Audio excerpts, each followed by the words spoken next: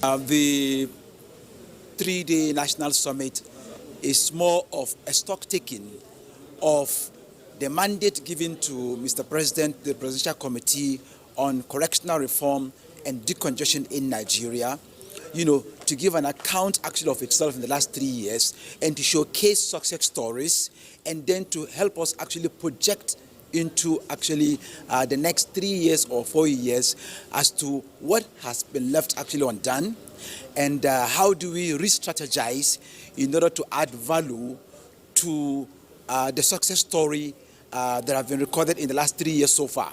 For instance, in the last actually 10 years, we've been actually struggling to get a correctional service reform bill passed.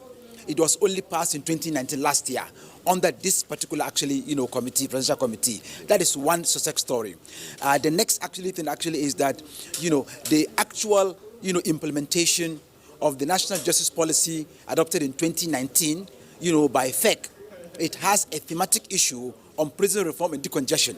So it has also been implemented by the committee going actually to the correctional centers at the state level, reviewing cases. And one success story that has come out in 3 years out of this is that we are reviewing at this summit is the 11,000 inmates so far released.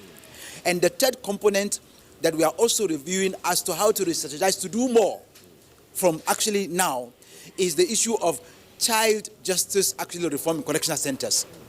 Okay, so far we are actually developing a new strategic framework of action to cement what has been achieved in the last 3 years, one of which has been unveiled actually this morning, and that is practice direction for the FCT judiciary, consolidating both custodial sentencing and non-custodial sentencing, because non-custodial sentencing is in itself within the new Act of 2019, National Correctional Service 2019, is also part of the National Justice Policy 2017-2019, and today it's been put into practice for the judges, as an arm of government and as a stakeholder in the reform of the correctional service and decongestion exercise, to have a practice direction that will guide judges in the FCT.